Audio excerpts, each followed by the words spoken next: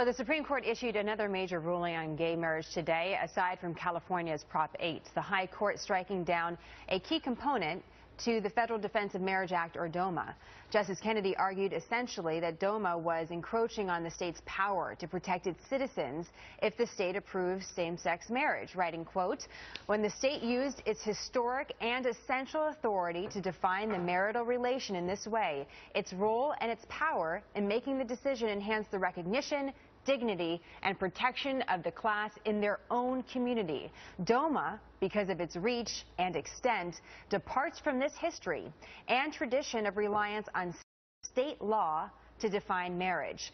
Let's bring in Sally Kohn. She's a Fox News contributor and who has served as an advocate for gay rights. Ryan Anderson is the co-author of the book, What is Marriage? Man and Woman and Defense. Welcome to you both today. Nice to see you. We have a lot of issues to work through here, and I don't want to start a conversation on the merits of same-sex marriage or not. What I'd like to talk about today is the role of government, because that's a theme we see in a lot of our big stories, whether it's immigration or healthcare or anything else. And it seems that the Supreme Court today really made a big statement about that relationship. And Sally, you just wrote a piece that just went up on foxnews.com, fits in perfectly with this, titled "What Same-Sex Marriage Decision Tells Us About America and the Constitution." What do you think it tells us?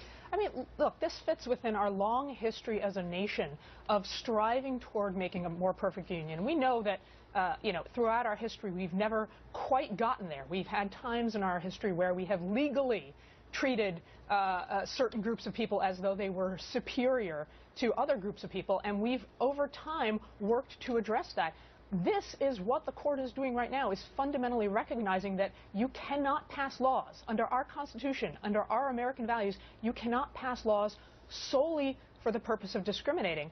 I would also add they're also doing it in a very clever way, where they're relying on this sort of states' rights argument that were this any other issue, conservatives would be cheering, but in this case, somehow conservatives want the federal government to step on the toes of the states. Well, Ryan, to that point, Scalia, in his dissenting argument, actually said this. He said that the Supreme Court was overstepping its bounds and overruling what elected representatives have already put forward as representatives of the public. What do you think of what Sally has to say? And again, how we're looking at this relationship between the judicial branch, the federal government, the state government, and the local community? Yeah, well, Justice Scalia got it right. The federal government has constitutional authority to define marriage for federal purposes and for federal policies, just as the 50 states have authority to define marriage for state purposes and for state policies. What gets the Constitution wrong is if you say that the states can impose their definition on the federal government. So the court as a whole, they kind of issued a contradictory ruling today, saying the states are free to define marriage how they want, and yet they didn't allow the citizens of California, who went to the ballot box twice, to pass a law defining marriage as the union of a man and a woman so that children can have moms and dads. They didn't uphold that law. They said that the citizens of California didn't have standing to defend their law, and yet they then say that in the DOMA decision that states should be sovereign to define marriage for Ryan, state purposes. where do you think the individual turns to the government for that definition about what marriage is? Is the appropriate debate in the local community, in the city? Is it in the state government, or is it in the federal government ultimately? Well, it's both. The states have to define marriage for state law and the federal government for federal law. And what's important here is to say, why is government in the marriage business? Government's not in the marriage business because it cares about the love life of consenting adults. Marriage isn't just about romance. The reason that government's in the marriage business is because the union of a man and a woman can produce a child, and children need a mom and a dad. And marriage is the institution that ensures that that takes place. Well, Sally, maximizes the likelihood. Sally, I want to bring you in on this now. Since we've had this ruling about federal benefits, so we have this when it comes to tax policy. This is one of the reasons why this debate came up regarding DOMA, because of the federal benefits that if you were a same-sex couple in a state like New York, you were not able to get. Beyond this, do you believe that another argument should come before the Supreme Court, that the Supreme Court should make a sweeping statement on marriage and marriage rights in this country? Is that the right place for this debate to go next? Or is it something that should take place in the states, and we have a country where maybe there's half the states say it's legal and half the states say it isn't. I mean, I think we'll get there eventually anyway, one way or the other. So either there will be a challenge to the many efforts in states that have tried to ban marriage equality, or the states will eventually get there on their own. You know, the reality here is the reason we have, what the government has said is, and what I have a constitution for is to say, you cannot make laws.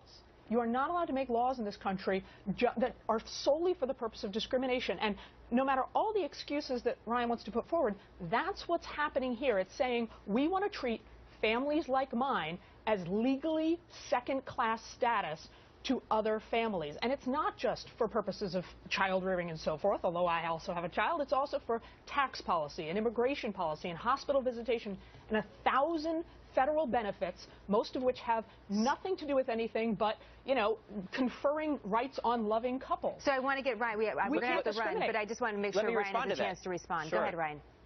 Citizens in the state of California went to the ballot box twice to pass a law that tells the truth about marriage, that it's the union of a man and a woman. And so we have laws like that in 38 states. The Supreme Court today rejected the argument that those laws are unconstitutional. The Supreme Court said today that those laws aren't violations of equal protection because the union of a man and a woman is different than the union of two men or two women.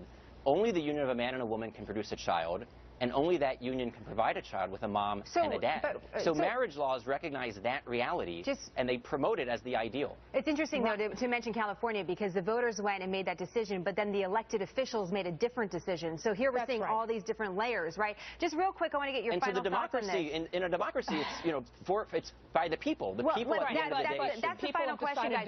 Do you think this should be on a national ballot? Do you see this issue as somehow having a place on a national forum and just being about the people and the voters? Jenna, apart from the fact that I'm a little confused as to how my right to marry affects Ryan at all, unless we're getting married, Ryan, I'm not quite clear how, you know, look, you're entitled to your personal opinions. Everyone is. And I think this and all the cases make clear churches, individuals get to do what they want. It also says that our government cannot discriminate. We don't legislate in this country based on popular opinion or on ideals when it comes to rights. So not a national vote. We legislate based on the common good. Not based on popularity. We legislate based on the common good, and we leave all Americans free to live and to love how they choose. So in every state, two people of the same sex can love each other and live with each other. Nothing about that's illegal.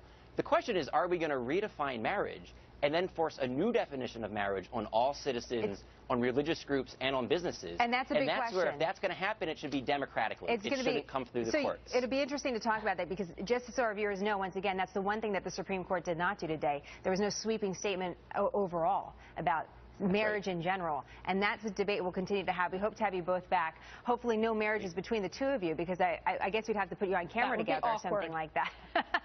Sally and Ryan, thanks for having us today. Thank you so much.